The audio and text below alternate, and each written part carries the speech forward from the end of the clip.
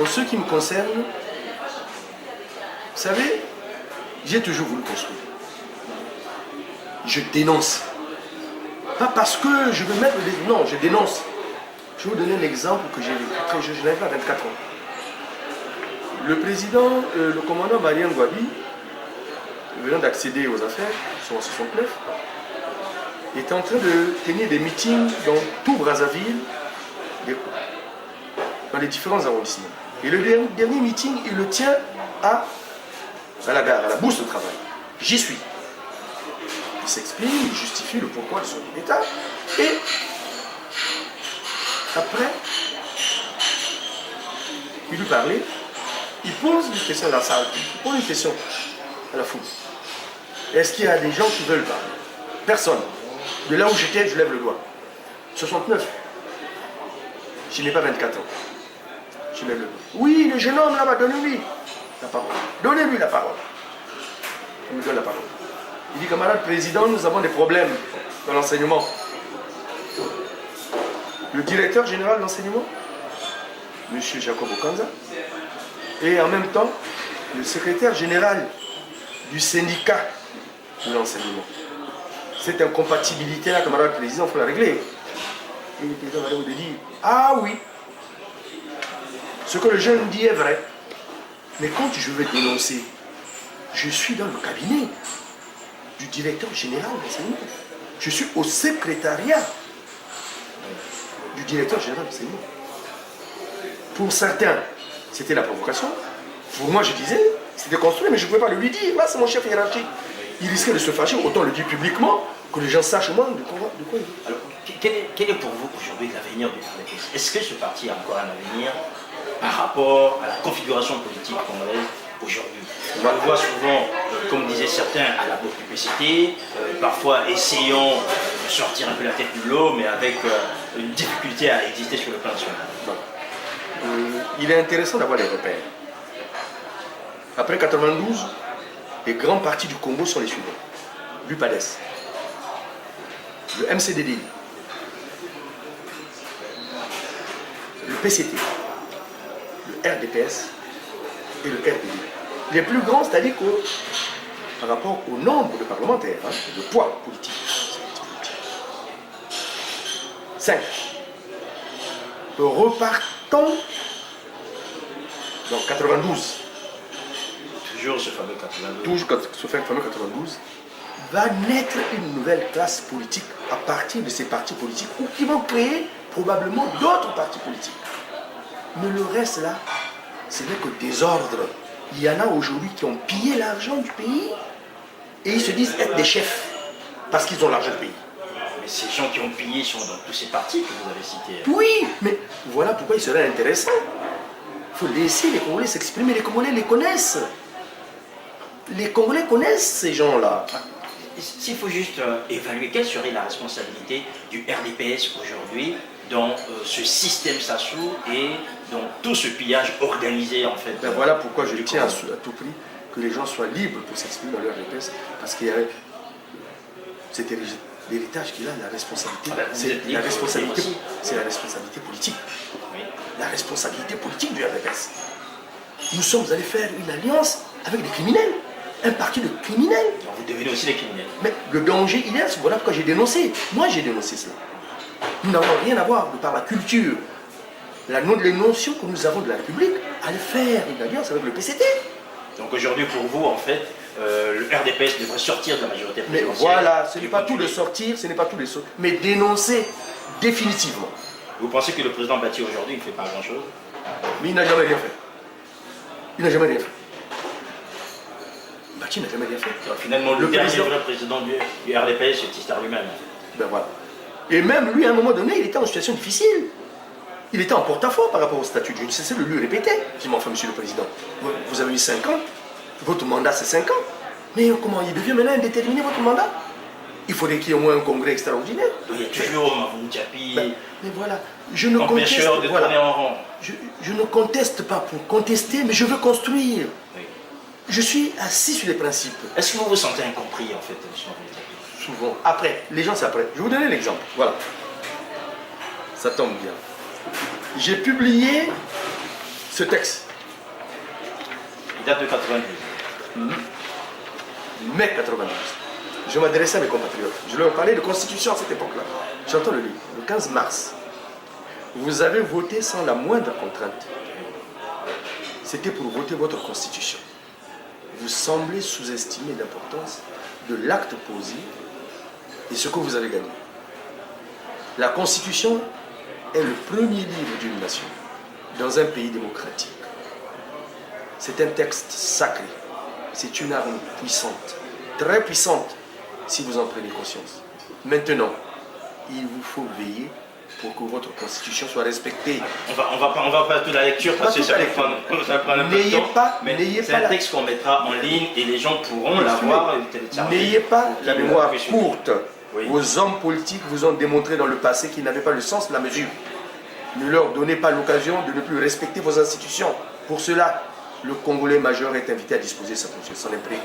Les débats politiques de demain ne devront pas se faire avec les armes à feu, vous avez ni avec les armes blanches. Vous avez publié en liaison avec ça, en fait.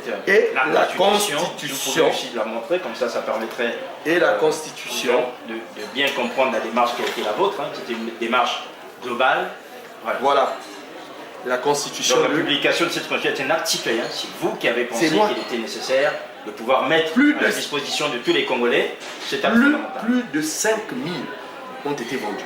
Et vous suivez ce que je vais vivre à l'aéroport par rapport à la Constitution. C'est intéressant. 2 Français.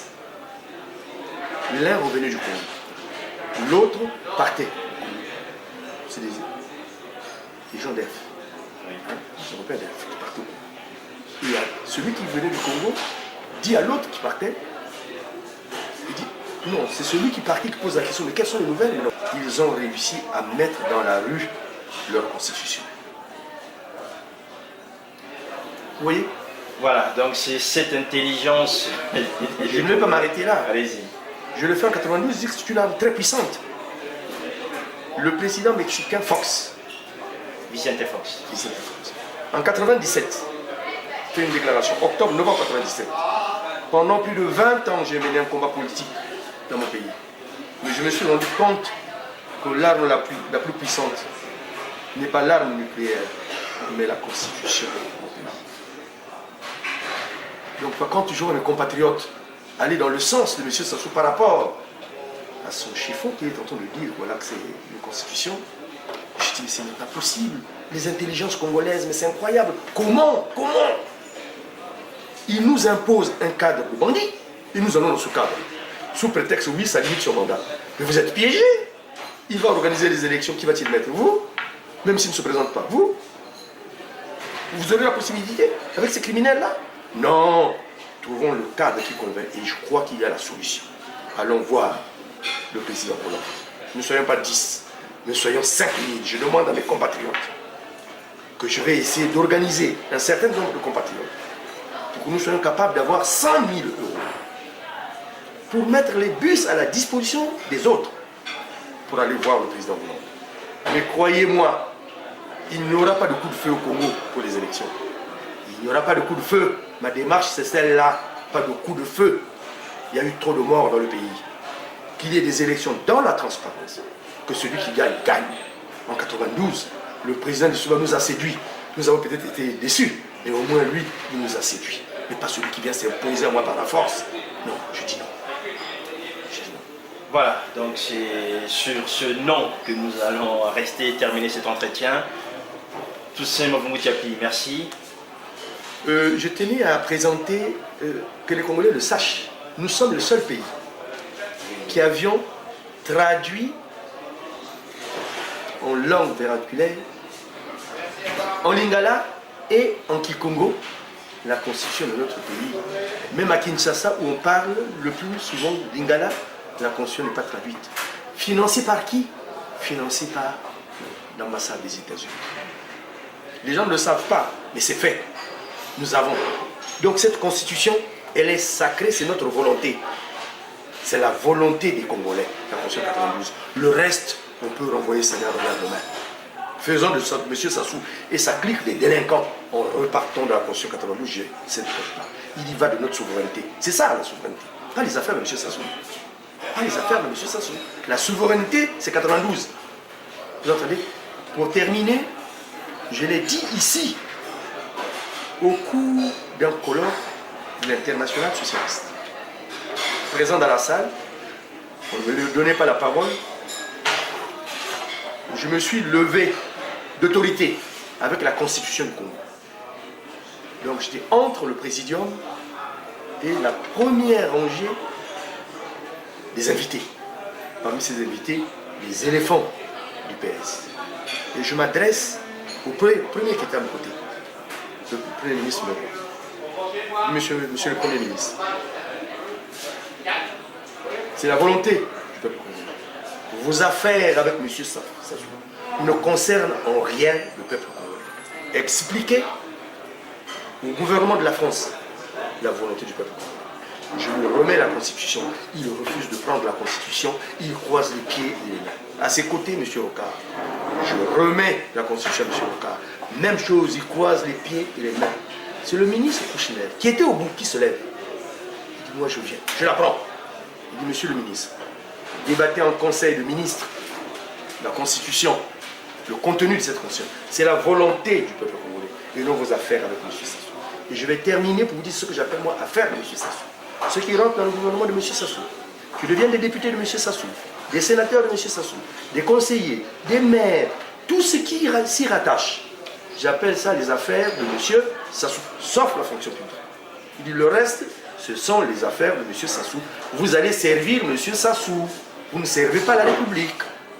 Voilà pourquoi je dis je ne me reconnais pas dans ce cadre-là. Très bien, je pense que vous avez eu le temps de vous exprimer et j'espère que les gens qui nous ont suivis comprendront quelle est véritablement votre motivation dans ce retour, entre guillemets, dans l'arène politique ici au sein de la diaspora.